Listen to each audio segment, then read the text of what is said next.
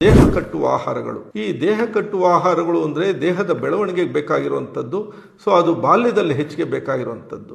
ಹೆಚ್ಚು ಪ್ರೋಟೀನ್ ಇರೋ ಆಹಾರಗಳು ಅಂದರೆ ದೇಹದ ಬೆಳವಣಿಗೆಗೆ ಬೇಕಾಗಿರುವಂಥದ್ದು. ಉದಾಹರಣೆಗೆ ಈಗ ಹುಟ್ಟಿದ ಮಗು ಭಾರತೀಯರಲ್ಲಿ ಸರಾಸರಿ 3.3 kg ಇರುತ್ತೆ. ಈ 3.5 kg ಇರೋ ಮಗು 1 ವರ್ಷದಲ್ಲಿ 10 kg ಆಗಿ ಬೆಳಿಬೇಕಾಗುತ್ತೆ.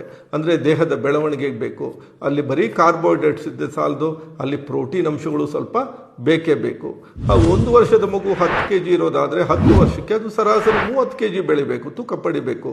ಆ ನಂತರ ಒಂದು 16 ವರ್ಷಕ್ಕೆ ಒಂದು ಎತ್ತರಕ್ಕೆ ಅನುಗುಣವಾಗಿ ಒಂದು 50ರಿಂದ 60 kg ತೂಕ ಬೆಳಿಬೇಕು. ಸೊ ಬೆಳವಣಿಗೆ ನಂತರ 18-20 ವರ್ಷದ ನಂತರ ಬಾಡಿ ಬಿಲ್ಡಿಂಗ್, ದೇಹದ ಬೆಳವಣಿಗೆ ಇರಲ್ಲ. ಸೊ ಬೆಳವಣಿಗೆ ನಂತರ ಪ್ರೋಟೀನ್ ಅಂಶಗಳನ್ನು ನಾವು ಕಡಿಮೆ ಮಾಡ್ಕೋಬೇಕು.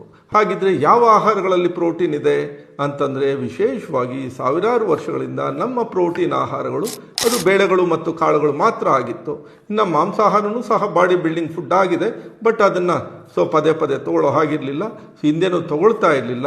ಇನ್ನು ದೇಹ ಕಟ್ಟುವ ಆಹಾರಗಳಲ್ಲಿ ಎಣ್ಣೆ ಬೀಜಗಳು ಅಂದರೆ ನಟ್ಸು ಅದು ಸಹ ಹೆಚ್ಚು ಪ್ರೋಟೀನ್ ಅಂಶಗಳಿರುವಂಥದ್ದು.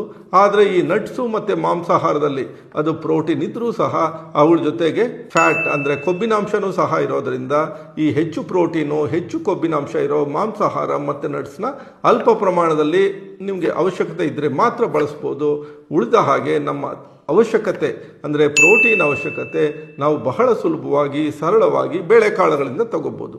ಸೊ ಬೇಳೆಕಾಳುಗಳಲ್ಲಿ ಒಂದು 20-25% ಅಷ್ಟು ಪ್ರೋಟೀನ್ ಅಂಶ ಇದೆ. ಅದರಲ್ಲಿ ಎಣ್ಣೆ ಅಂಶ ಒಂದು 2-3% ಇದೆ. ಅಂದರೆ ಬೇಳೆಕಾಳುಗಳಲ್ಲಿ ಎಣ್ಣೆ ಅಂಶ ಬಹಳ ಕನಿಷ್ಠವಾಗಿದೆ. ಸೊ ಉತ್ತಮವಾಗಿರೋ ಒಂದು ಪ್ರೋಟೀನ್ ಅಂಶ ಇದೆ.